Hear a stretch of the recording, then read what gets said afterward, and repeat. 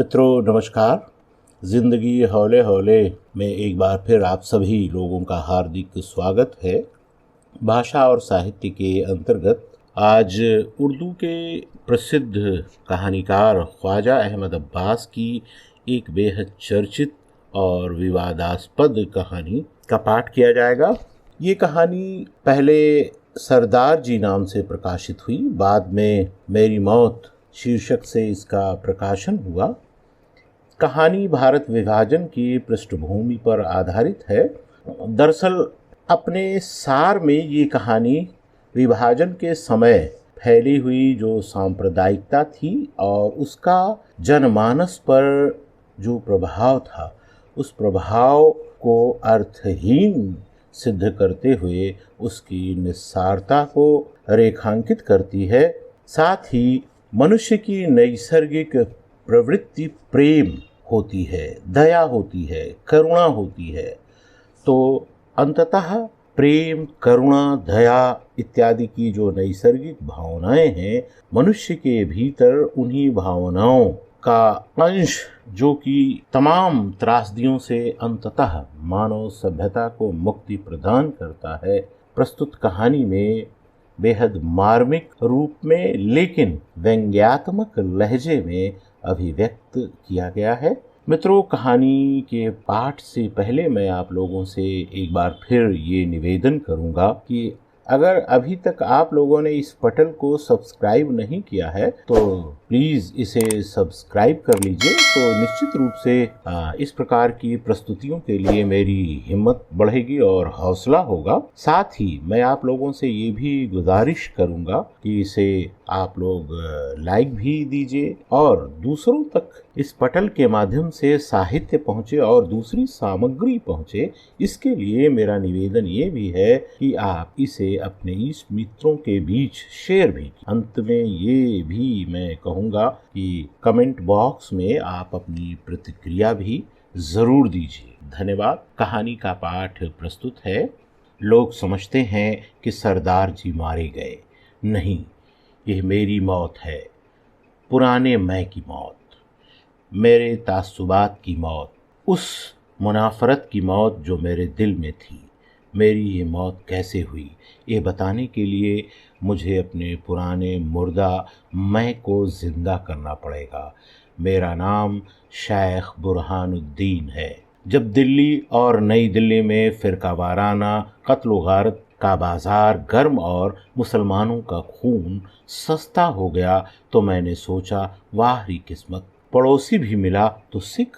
हक़े हमसायगी अदा करना और जान बचाना तो कुजा, न जाने कब कृपाण भौंक दे। बात यह है कि उस वक्त तक मैं सिखों पर हंसता भी था, उनसे डरता भी था और काफ़ी नफ़रत भी करता था। आज से नहीं, बचपन से। मैं शायद 6 बरस का था जब पहली बार मैंने एक सिख को देखा था जो धूप में बैठा अपने बालों में कंघी कर रहा था। मैं चिल्ला पड़ा, अरे वो देखो, औरत के मुंह पर कितनी लंबी दाढ़ी। जैसे जैसे उम्र गुजरती गई, ये इस्तेजाब एक नस्ली नफ़रत में तब्दील होता गया। घर की बड़ी बूढ़ियाँ जब किसी बच्चे के बारे में नामुबारक बात का जिक्र करती, मसलन ये कि उसे निमोनिया हो गया था या उसकी टांग टूट गई थी, तो कहती, घर की बड़ी बूढ़ियाँ जब किसी बच्चे के बारे में नामुबारक बात का जिक्र करती, मसलन ये कि उसे निमोनिया हो गया था या उसकी टांग टूट गई थी, तो कहती, या अब से दूर किसी सिख फिरंगी की टांग टूट गई थी। बात को मालूम हुआ कि यह कोसना 1857 ईस्वी की यादगार था, जब हिंदू मुसलमानों की जंग आज़ादी के दबाने में पंजाब के सिख राजों और उनकी फौजों ने फिरंगियों का साथ दिया था। मगर उस वक्त तारीखी हक़ाइक़ पर नज़र नहीं थी, सिर्फ एक मुबहम सा खौफ, एक अजीब सी नफ़रत और एक अमीक तासुफ, डर अंग्रेज़ से भी लगता था और सिख से भी, मगर अंग्रेज़ से ज़्यादा। मसलन जब मैं कोई 10 बरस का था, एक रोज़ दिल्ली से अलीगढ़ जा रहा था। हमेशा थर्ड या इंटर में सफ़र होता था। सोचा कि अब की बार सेकेंड क्लास में सफ़र करके देखा जाए। टिकट खरीद लिया और एक खाली डिब्बे में बैठकर गद्दों पर खूब खूब कूदा। बाथरूम के आईने में उचक उचक कर अपना अक्स देखा। सब पंखों को एक साथ चला दिया, रोशनियों को भी कभी जलाया कभी बुझाया, मगर अभी गाड़ी के चलने में 2-3 मिनट बाकी थे कि लाल लाल मुंह वाले 4 फौजी गोरे आपस में डैम ब्लडी किस्म की गुफ्तगू करते हुए दर्जे में घुस आए। उनको देखना था कि सेकंड क्लास में सफ़र करने का शौक रफू चक्कर हो गया और अपना सूटकेस घसीटता मैं भागा और एक निहायत खचाखच भरे हुए थर्ड क्लास के डिब्बे में आकर दम लिया। यहाँ देखा कई सिख दाढ़ियां खोले कच्छे पहने बैठे थे, मगर मैं उनसे डर कर दर्जा छोड़कर नहीं भागा, सिर्फ उनसे जरा फासले पर बैठ गया। हाँ, तो डर सिखों से भी लगता था और अंग्रेज़ों से उनसे ज़्यादा, मगर अंग्रेज़ अंग्रेज़ थे और कोट पतलून पहनते थे जो मैं भी पहनना चाहता था, और डैम ब्लडी फूल वाली ज़बान बोलते थे जो मैं भी सीखना चाहता था। इसके अलावा वे हाकिम थे और मैं भी छोटा मोटा हाकिम बनना चाहता था। वे कांटे छुरी से खाना खाते थे और मैं भी कांटे छुरी से खाना खाने का ख्वाहा था, ताकि दुनिया मुझे भी मुहज़्ज़ब और मुतमद्दिन समझे। मगर सिखों से जो डर लगता था वो हिकारत आमेज़। कितने अजीबुल खिलकत थे ये सिख, जो मर्द होकर भी सिर के बाल औरतों की तरह लंबे लंबे रखते थे। ये और बात है कि अंग्रेजी फैशन की नकल में सिर के बाल मुनाना कुछ मुझे भी पसंद नहीं था। अब्बा के इस हुक्म के बावजूद कि हर जुमा को सर के बाल खशखशी कराए जाएं, मैंने बाल खूब बढ़ा रखे थे ताकि हॉकी और फुटबॉल खेलते वक्त बाल हवा में उड़े जैसे अंग्रेजी खिलाड़ियों के। अब्बा कहते, ये क्या औरतों की तरह पट्टे बढ़ा रखे हैं, मगर अब्बा तो थे ही पुराने दकियानूसी ख्याल के। उनकी बात कौन सुनता था। उनका बस चलता तो सिर पर उस तरह चलवाकर बचपन में भी हमारे चेहरों पर दाढ़ियां बंधवा देते। हाँ, इस पर याद आया कि सिखों के अजीबुल खिलकत होने की दूसरी निशानी उनकी दाढ़ियां थीं। और फिर दाढ़ी में भी फर्क होता है। मसलन अब्बा की दाढ़ी, जिसको निहायत एहतिमाम से नाई फ्रेंच कट बनाया करता था, या ताया अब्बा की, जो नुकीली और चोंचदार थी। मगर ये भी क्या कि दाढ़ी को कभी कैंची लगे ही नहीं, झाड़ झंकार की तरह बढ़ती ही रहे, बल्कि तेल और दही और न जाने क्या क्या मलकर बढ़ाई जाए, और जब कई फुट लंबी हो जाएगी तो इसमें कंघी की जाए, जैसे औरतें सर के बालों में करती हैं। औरतें या मुझ जैसे स्कूल के फैशनेबल लड़के। इसके अलावा दादा जान की दाढ़ी भी कई फुट लंबी थी और वो भी उसमें कंघी करते थे, मगर दादा जान की बात और थी। आखिर वो मेरे दादा जान ठहरे और सिख फिर सिख थे। मैट्रिक करने के बाद मुझे पढ़ने लिखने के लिए मुस्लिम यूनिवर्सिटी अलीगढ़ भेजा गया। कॉलेज में जो पंजाबी लड़के पढ़ते थे उनको हम दिल्ली और यूपी वाले नीच, जाहिल और उजड़ समझते थे। न बात करने का सलीका, न खाने पीने की तमीज़, तहजीब व तमद्दुन छू नहीं गए थे। गंवार, लट, ये बड़े बड़े लस्सी के गिलास पीने वाले भला केवड़ेदार फालूदे और लिप्टन की चाय की लज्जत क्या जाने। ज़बान निहायत नाशाइस्ता, बात करें तो मालूम हो लड़ रहे हैं। असी तुसी साडे तुहाडे, लाहौल बिला कुव्वत। मैं तो हमेशा उन पंजाबियों से कतराता था, मगर खुदा भला करे हमारे वार्डन साहब का कि उन्होंने एक पंजाबी को मेरे कमरे में जगह दे दी।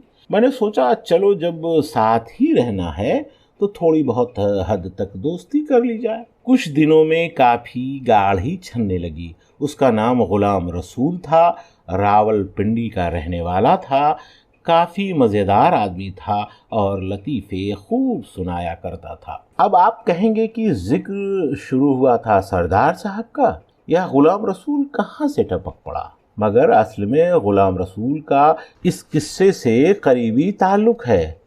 बात यह है कि वो जो लतीफ़े सुनाता था वो आम तौर से सिखों के बारे में होते थे, जिनको सुन सुन कर मुझे पूरी सिख कौम की आदतों, खसाइस, उनकी नस्ली खसूसियात और इज्तिमाई कैरेक्टर का बखूबी इल्म हो गया था। बकौल गुलाम रसूल, सिख तमाम बेवकूफ़ और बुद्धू होते हैं।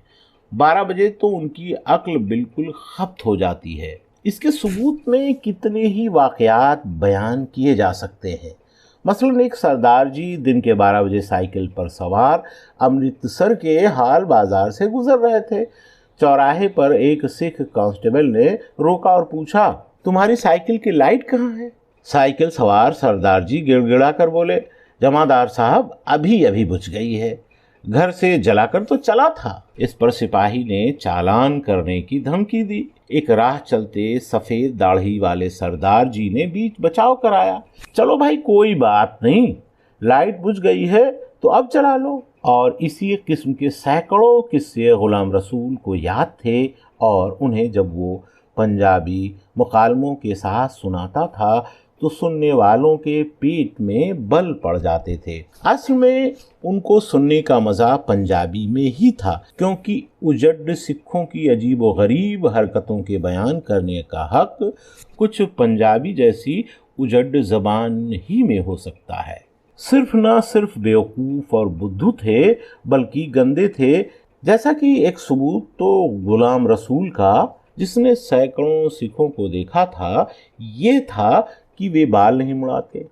इसके अलावा बरखिलाफ हम साफ सुथरे नमाजी मुसलमानों के जौहर अठवारे जुमा के जुमा गुस्ल करते हैं, ये सिख कच्छा बांध सबके सामने नल के नीचे बैठकर नहाते तो रोज हैं, मगर अपने बालों और दाढ़ी में न जाने क्या क्या गंदी और गलीज चीजें मलते हैं, मसलन दही। वैसे तो मैं भी सिर को लाइम जूस ग्लिसरीन लगाता हूँ जो किसी कदर गाढ़े गाढ़े दूध से मुशाबा होती है, मगर उसकी बात और है। वो विलायत की मशहूर परफ्यूमर फैक्ट्री से निहायत खूबसूरत शीशी में आती है और दही किसी गंदे हलवाई की दुकान से। खैर जी, हमें दूसरों के रहने सहने के तरीकों से क्या लेना देना, मगर सिखों का सबसे बड़ा कसूर ये था कि ये लोग अक्खड़पन, बदतमीजी और मार धाड़ में मुसलमानों का मुकाबला करने की जुर्रत करते थे।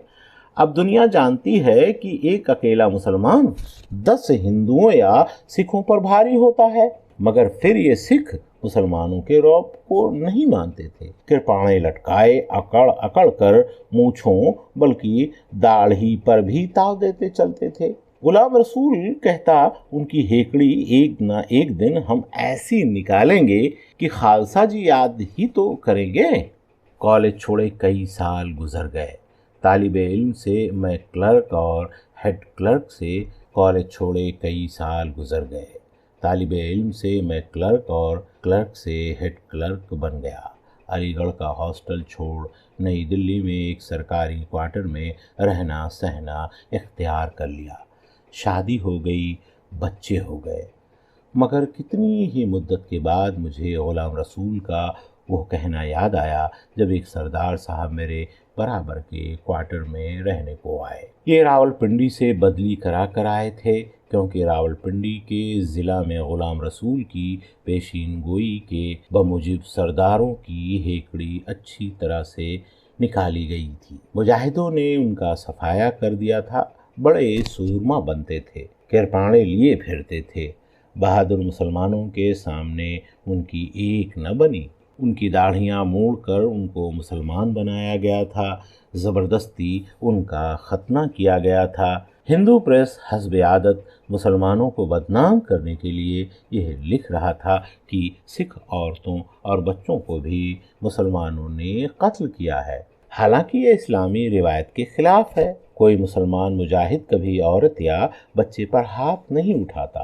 रही औरतों और बच्चों की लाशों की तस्वीरें जो छापी जा रही थी वो या तो जाली थी और या सिखों ने मुसलमानों को बदनाम करने के लिए खुद अपनी औरतों और बच्चों के कत्ल कर दिए होंगे। रावलपिंडी और मगरबी पंजाब के मुसलमानों पर यह भी इल्ज़ाम लगाया गया था कि उन्होंने हिंदू और सिख लड़कियों को भगाया था। हालांकि वाकया सिर्फ इतना है कि मुसलमानों की जवामर्दी की धाक बैठी है, और अगर नौजवान मुसलमानों पर हिंदू और सिख लड़कियां खुद ही लट्टू हो जाएं, तो उनका क्या कसूर है कि वे तबलीगी इस्लाम के सिलसिले में इन लड़कियों को अपनी पनाह में ले लें। हाँ, तो सिखों की नामनिहाद बहादुरी का भांडा फूट गया था। भला अब तो मास्टर तारा सिंह लाहौर में किरपान निकालकर मुसलमानों को धमकियां दें। पिंडी से भागे हुए सरदार और उनकी खस्ताहाली को देखकर मेरा सीना अजमत इस्लाम की रूह से भर गया। हमारे पड़ोसी सरदार जी की उम्र कोई 60 बरस की होगी। दाढ़ी बिल्कुल सफेद हो चुकी थी। हालांकि मौत के मुंह से बचकर आए थे, मगर ये हजरत हर वक्त दांत निकाले हंसते रहते थे, जिससे साफ जाहिर होता था कि वह दरअसल कितना बेवकूफ और बेहिस है। शुरू में उन्होंने अपनी दोस्ती के जाल में फंसाना चाहा। आते जाते जबरदस्ती बातें करना शुरू कर दी। न जाने सिखों का कौन सा त्योहार था, उस दिन प्रसाद की मिठाई भी भेजी, जो मेरी बीबी ने फौरन मेहतरानी को दे दी। पर मैंने ज्यादा मुंह न लगाया। कोई बात हुई, सूखा सा जवाब दे दिया और बस। मैं जानता था कि सीधे मुंह 2-4 बातें कर ली तो ये पीछे ही पड़ जाएगा। आज बातें तो कल गालम गुफ्तार। गालियां तो आप जानते ही हैं, सिखों की दाल रोटी होती है।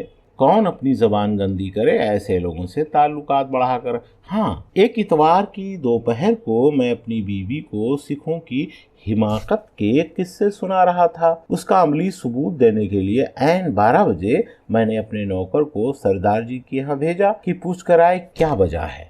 उन्होंने कहलवा दिया 12:02 हुए हैं। मैंने कहा 12 बजे का नाम लेते घबराते हैं ये, और हम खूब हंसे। इसके बाद मैंने कई बार बेवकूफ बनाने के लिए सरदार जी से पूछा, क्यों सरदार जी 12 बज गए?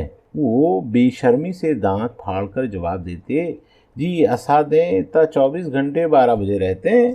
और ये कहकर खूब हंसे, गोया ये बड़ा मजाक हुआ। मुझे सबसे ज्यादा डर बच्चों की तरफ से था। अव्वल तो किसी सिख का एतबार नहीं, कब बच्चे ही के गले पर किरपान चढ़ा दें। फिर ये लोग रावलपिंडी से आए थे, जरूर दिल में मुसलमानों की तरफ से कीना रखते होंगे और इंतकाम लेने की ताक में होंगे।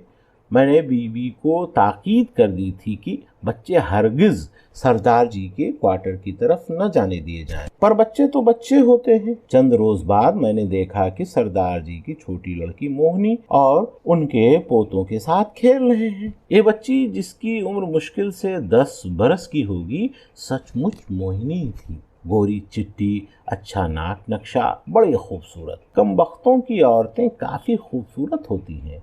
मुझे याद आया कि गुलाम रसूल कहा करता था कि अगर पंजाब से सिख मर्द चले जाएं और अपनी औरतों को छोड़ जाएं तो फिर हूरों की तलाश की जरूरत नहीं। हाँ, तो जब मैंने बच्चों को सरदार जी के बच्चों के साथ खेलते देखा तो मैं उनको घसीटता हुआ अंदर ले आया और खूब पिटाई की। फिर मेरे सामने कम से कम उनकी हिम्मत ना हुई कि उधर का रुख करें। बहुत जल्द सिखों की असलियत पूरी तरह जाहिर हो गई। रावलपिंडी से तो डरपोकों की तरह पिटकर भाग कर आए थे, मगर मशरकी पंजाब में मुसलमानों को अक़लियत में पाकर उन पर जुल्म ढाना शुरू कर दिया। हजारों बल्कि लाखों मुसलमानों को जामे शहादत पीना पड़ा। इस्लामी खून की नदियां बह गईं। हजारों औरतों को बरहना करके जुलूस निकाला गया। जब वे मगरबी पंजाब से भागे हुए सिख इतनी बड़ी तादाद में दिल्ली में आने शुरू हुए थे, इस वबा का यहाँ तक पहुँचना यकीनी हो गया था। मेरे पाकिस्तान जाने में अभी चंद हफ्ते की देर थी, इसलिए मैंने अपने बड़े भाई के साथ अपने बीवी बच्चों को हवाई जहाज से कराची भेज दिया और खुद खुदा पर भरोसा करके ठहरा रहा। हवाई जहाज में सामान तो ज्यादा जा नहीं सकता था, इसलिए मैंने पूरी एक वैगन बुक करा ली। मगर जिस दिन सामान चढ़ाने वाले थे उस दिन सुना कि पाकिस्तान जाने वाली गाड़ियों पर हमले हो रहे हैं, इसलिए सामान घर में ही पड़ा रहा। 15 अगस्त को आज़ादी का जश्न मनाया गया, मगर मुझे इस आज़ादी में क्या दिलचस्पी। मैंने छुट्टी मनाई और दिन भर लेटा डॉन और पाकिस्तान टाइम्स का मुताला करता रहा। दोनों में नाम नेहाद आज़ादी के चीथड़े उड़ाए गए थे और साबित किया गया था कि किस तरह हिंदुओं और अंग्रेजों ने मिलकर मुसलमानों का खात्मा करने की साजिश की थी। वो तो हमारे कायदे आज़म का एजाज़ था कि पाकिस्तान लेकर ही रहे। अगरचे अंग्रेज़ों ने हिंदुओं और सिखों के दबाव में आकर अमृतसर को हिंदुस्तान के हवाले कर दिया, हालांकि दुनिया जानती है अमृतसर खालिस इस्लामी शहर है और यहाँ की सुनहरी मस्जिद जो गोल्डन मास्क के नाम से दुनिया में मशहूर है, नहीं, वो तो गुरुद्वारा है और गोल्डन टेम्पल कहलाता है। सुनहरी मस्जिद तो दिल्ली में है। सुनहरी मस्जिद ही नहीं, जामा मस्जिद भी, लाल किला है, निज़ामुद्दीन औलिया का मज़ार, हुमायूं का मकबरा, सफदरजंग का मदरसा, गरज की चप्पे चप्पे पर इस्लामी हुकूमत के निशान पाए जाते हैं। फिर भी आज उसी दिल्ली, बल्कि कहना चाहिए कि शाहजहानाबाद पर हिंदू साम्राज्य का झंडा बुलंद किया जा रहा था। रोले अब दिल खोल ए दीदाए खूंबार, और ये सोचकर मेरा दिल भर आया कि दिल्ली जो कभी मुसलमानों का पायाए तख्त थी, तहजीब और तमद्दुन का गहवारा थी, हमसे छीन लिया गया था और हमें मगरिबी पंजाब और सिंध बलूचिस्तान जैसे उजड़ और गैर मुतमद्दिन इलाके में ज़बरदस्ती भेजा जा रहा है, जहाँ किसी को शुस्ता उर्दू ज़बान भी बोलनी नहीं आती, जहाँ शलवार जैसा मज़ह का खेज लिबास पहना जाता है, जहाँ हल्की फुल्की पाव भर में 20 चपातियों के बजाय 2-2 शेर की नानें खाई जाती हैं। फिर मैंने अपने दिल को मजबूत करके कायदे आज़म और पाकिस्तान की खातिर एक कुर्बानी तो हमें देनी ही होगी, मगर फिर भी दिल्ली छोड़ने के ख्याल से दिल मुरझाया ही रहा। शाम को जब मैं बाहर निकला और सरदार जी ने दांत निकाल कर कहा, क्यों बाबूजी, तुमने आज खुशी नहीं मनाई? तो मेरे जी में आई कि उसकी दाढ़ी में आग लगा दूं। हिंदुस्तान की आज़ादी और दिल में सिख शाही आखिर रंग ला कर ही रही। अब मगरबी पंजाब से आए हुए रिफ्यूजीज की तादाद हजारों से लाखों तक पहुंच गई। ये लोग दरअसल पाकिस्तान को बदनाम करने के लिए अपने घर बार छोड़कर वहां से भागे थे। यहाँ आकर गली कूचों में अपना रोना रोते फिरते थे। कांग्रेसी प्रोपेगेंडा मुसलमानों के खिलाफ जोरों पर चल रहा था और इस बार कांग्रेसियों ने चाल यह चली कि बजाय कांग्रेस के नाम लेने के राष्ट्रीय स्वयं सेवक संघ और शहीदी दल के नाम से काम कर रहे थे। हालांकि दुनिया जानती है कि ये हिंदू चाहे कांग्रेसी हों या महासभाई, सब एक ही थैली के चट्टे बट्टे हैं। चाहे दुनिया को दिखाने की खातिर वे बज़ाहिर गांधी और जवाहरलाल नेहरू को गालियां ही क्यों न देते हों। एक दिन सुबह को खबर आई कि दिल्ली में कत्लेआम शुरू हो गया। करोल बाग में मुसलमानों के सैकड़ों घर फूंक दिए गए। चांदनी चौक के मुसलमानों की दुकानें लूट ली गईं और हजारों का सफाया हो गया। ये था कांग्रेस के हिंदू राज का नमूना। खैर, मैंने सोचा नई दिल्ली तो मुद्दत से अंग्रेज़ों का शहर रहा है, लॉर्ड माउंटबेटन यहाँ रहते हैं, कमांडर इन चीफ यहाँ रहता है, कम अज़ कम यहाँ के मुसलमानों के साथ ऐसा जुल्म ना होने देंगे। ये सोचकर मैं दफ्तर की तरफ चला, क्योंकि उस दिन मुझे प्रोविडेंट फंड का हिसाब करना था और दरअसल इसीलिए मैंने पाकिस्तान जाने में देर की थी। अभी गोल मार्केट के पास पहुंचा ही था कि दफ्तर का एक हिंदू बाबू मिला। उसने कहा, ये क्या कर रहे हो? जाओ, वापस जाओ, बाहर न निकलना। कनॉट प्लेस में बलवाई मुसलमानों को मार रहे हैं। मैं वापस भाग आया। अपने स्क्वायर में पहुंचा ही था कि सरदार जी से मुठभेड़ हो गई। कहने लगे, शायक जी फिक्र न करना, जब तक हम सलामत हैं तुम्हें कोई हाथ नहीं लगा सकता। मैंने सोचा उसकी दाढ़ी के पीछे कितना मक्र छुपा है। दिल में तो खुश है, चलो अच्छा हुआ मुसलमानों का सफाया हो रहा है, मगर ज़बानी हमदर्दी जताकर मुझ पर एहसान कर रहा है, बल्कि शायद मुझे चिढ़ाने के लिए कह रहा है, क्योंकि सारे स्क्वायर में बल्कि तमाम सड़क पर मैं तन्हा मुसलमान था। पर मुझे उन काफिरों का रहमो करम नहीं चाहिए। मैं सोचकर अपने क्वार्टर में आ गया। मैं मारा भी जाऊंगा तो 10-20 को मार कर सीधा अपने कमरे में गया, जहां पलंग के नीचे मेरी 2 नाली शिकारी बंदूक रखी थी। जब से फसादात शुरू हुए थे, मैंने कारतूस और गोलियों का भी काफी जखीरा जमा कर रखा था, पर वहां बंदूक न मिली। सारा घर छान मारा, उसका कहीं पता न चला। क्यों हुजूर, क्या ढूंढ रहे हैं आप? ये मेरा वफादार मुलाजिम ममदू था। मेरी बंदूक क्या हुई? मैंने पूछा। उसने कोई जवाब न दिया, मगर उसके चेहरे से साफ जाहिर था कि उसे मालूम है, शायद उसने छुपाई है या चुराई है। बोलता क्यों नहीं? मैंने डांट कर कहा। तब हकीकत मालूम हुई कि ममदू ने मेरी बंदूक चुरा कर अपने चंद दोस्तों को दे दी थी, जो दरियागंज में मुसलमानों की हिफाजत के लिए हथियारों का जखीरा जमा कर रहे थे। कई 100 बंदूकें हैं सरकार हमारे पास, 7 मशीन गनें, 10 रिवाल्वर और एक तोप। काफिरों को भून कर रख देंगे, भून कर। मैंने कहा, दरियागंज में मेरी बंदूक से काफिरों को भून दिया गया तो इसमें मेरी हिफाजत कैसे होगी? मैं तो यहाँ निहत्ता काफिरों के नरगे में फंसा हुआ हूँ। यहाँ मुझे भून दिया गया तो कौन जिम्मेदार होगा? मैंने ममदू से कहा कि वो किसी तरह छुपता छुपाता दरियागंज तक जाए और वहां से मेरी बंदूक और 100-200 कारतूस लेकर आए। वो चला गया तो गया, मगर मुझे यकीन था कि अब वो लौट कर नहीं आएगा। अब मैं घर में बिल्कुल अकेला रह गया था।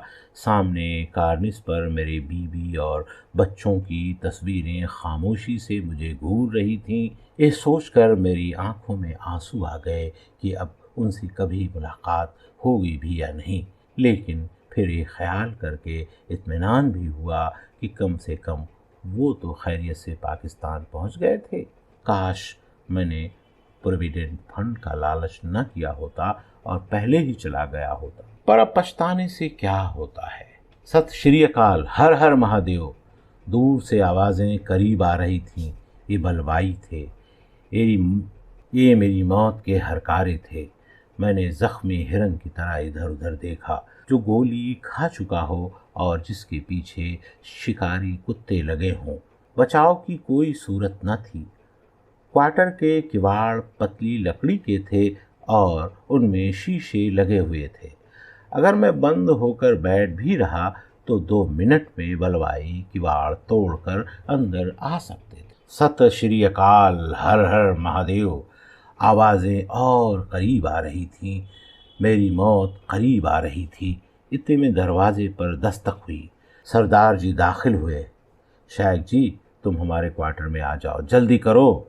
बगैर सोचे समझे अगले लम्हे मैं सरदार जी के बरामदे की चक्कों के पीछे था। मौत की गोली सन से मेरे सर पर से गुजर गई। क्योंकि मैं वहां दाखिल ही हुआ था कि एक लारी आकर रुकी और उसमें से 10-15 नौजवान उतरे। उनके लीडर के हाथ में एक टाइप की हुई फहरिस्त थी, क्वार्टर 8, शेख बुरहानुद्दीन। उसने कागज़ पर नज़र डालते हुए हुक्म दिया और यह गोल का गोल मेरे क्वार्टर पर टूट पड़ा। मेरी गिरस्ती की दुनिया मेरी आंखों के सामने उजड़ गई, लुट गई। कुर्सियाँ, मेज़ें, संदूक, तस्वीर, किताबें, दरियाँ, कालीन, यहाँ तक कि मैले कपड़े, हर चीज़ लारी पर पहुँचा दी गई। डाकू, लुटेरे, कज़्ज़ाब। और ये सरदार जी जो बज़ाहिर हमदर्दी जताकर मुझे यहाँ ले आए थे, ये कौन से कम लुटेरे थे? बाहर जाकर बलवाइयों से कहने लगे, ठहरिए साहब, इस घर पर हमारा हक ज़्यादा है, हमें भी इस लूट में हिस्सा मिलना चाहिए। और यह कहकर उन्होंने अपने बेटे और बेटी को इशारा किया और वो भी लूट में शामिल हो गए। कोई मेरी पतलून उठाए चला आ रहा है, कोई सूटकेस, कोई मेरे बीवी बच्चों की तस्वीरें भी ला रहा है, और ये सब माले गनीमत सीधा अंदर के कमरे में जा रहा था। अच्छा रे सरदार, जिंदा रहा तो तुझसे भी समझूंगा, पर उस वक्त तो मैं चूं भी नहीं कर सकता था, क्योंकि फसादी जो सब के सब मुसल्ला थे मुझसे चंद गज के फासले पर थे। अगर उन्हें कहीं मालूम हो गया कि मैं यहाँ हूँ। अरे अंदर आओ तुसी। दफ्फतन मैंने देखा कि सरदार जी नंगी कृपाण हाथ में लिए मुझे अंदर बुला रहे हैं। मैंने एक बार उस दढ़ियल चेहरे को देखा जो लूट मार की भाग दौड़ से और भी खौफनाक हो गया था, और फिर कृपाण को जिसकी चमकीली धार मुझे दावते मौत दे रही थी। बहस करने का मौका नहीं था। अगर मैं कुछ भी बोला और बलवाइयों ने सुन लिया तो एक गोली मेरे सीने के पार होगी। कृपाण और बंदूक में से एक को पसंद करना था। मैंने सोचा इन 10 बंदूकबाज बलवाइयों से कृपाण वाला बूढ़ा बेहतर है। मैं कमरे में चला गया, झिझकता हुआ, खामोश। उठे नहीं और अंदर आओ। मैं अंदर के कमरे में चला गया, जैसे बकरा कसाई के साथ ज़िब खाने में दाखिल होता है। मेरी आंखें कृपाण की धार से चौंधियाती जा रही थीं। ये लो जी, अपनी चीज़ें संभाल लो। ये कहकर सरदार जी ने वो तमाम सामान मेरे सामने रख दिया जो उन्होंने और उनके बच्चों ने झूठ मूठ की लूट में हासिल किया था। सरदारनी बोली, बेटा हम तो तेरा कुछ भी सामान न बचा सके। मैं कोई जवाब न दे सका। इतने में बाहर से कुछ आवाज़ें सुनाई दी। बलवाई मेरी लोहे की अलमारी को बाहर निकाल रहे थे और उसको तोड़ने की कोशिश कर रहे थे। उसकी चाबियां मिल जाती तो सब मामला आसान हो जाता। चाबियां तो इसकी पाकिस्तान में मिलेंगी। भाग गया ना डरपोक कहीं का। मुसलमान का बच्चा था तो मुकाबला करता। नन्ही मोहनी मेरी बीबी के चंद रेशमी कमीज और गरारे न जाने किससे छीन कर ला रही थी कि उसने ये सुना। वो बोली, तुम बड़े बहादुर हो, शायद जी डरपोक क्यों होने लगे? वो तो पाकिस्तान नहीं गए। नहीं गए तो यहाँ से कहीं मुंह काला कर गया। मुंह काला क्यों करते? वो तो हमारे यहाँ। मेरे दिल की हरकत एक लम्हे के लिए बंद हो गई। बच्ची अपनी गलती का एहसास करते ही खामोश हो गई, मगर उन बलवाइयों के लिए यही काफ़ी था। सरदार जी पर जैसे खून सवार हो गया। उन्होंने मुझे अंदर के कमरे में बंद करके कुंडी लगा दी, अपने बेटे के हाथ में कृपाण दी और खुद बाहर निकल गए। बाहर क्या हुआ ये मुझे ठीक तरह मालूम न हुआ। थप्पड़ों की आवाज़, फिर मोहनी के रोने की आवाज़, और उसके बाद सरदार जी की आवाज़।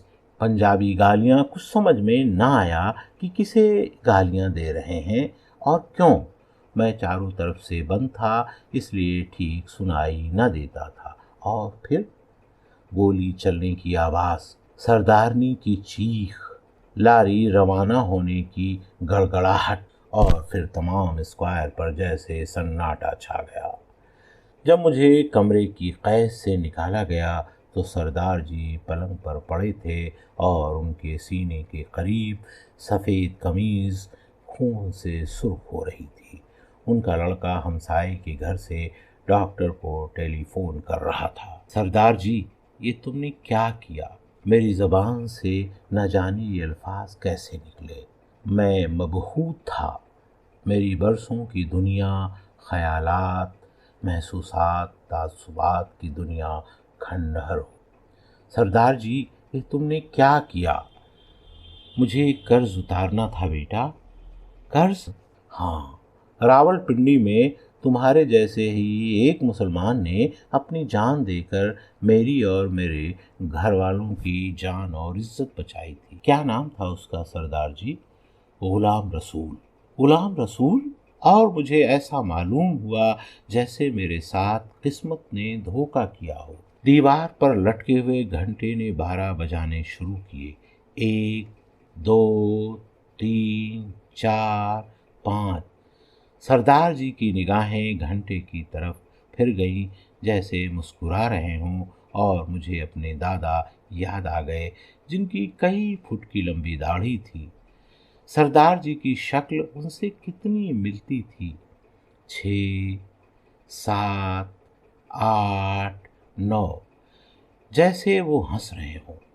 उनकी सफ़ेद दाढ़ी और सिर के खुले हुए बालों ने चेहरे के गिर्द एक नूरानी हाला सा बनाया हुआ। 10, 11, 12, जैसे वो कह रहे हों, जी असां दे हाँ 24 घंटे 12 बजे रहते हैं। फिर वो निगाहें हमेशा के लिए बंद हो गई और मेरे कानों में गुलाम रसूल की आवाज़ दूर से, बहुत दूर से आई। मैं कहता था ना कि 12 बजे इन सिखों की अक्ल गायब हो जाती है और ये कोई ना कोई हिमाकत कर बैठते हैं। अब इन सरदार जी को देखो, एक मुसलमान की खातिर अपनी जान दे दी, पर ये सरदार जी नहीं मरे थे, मैं मरा था।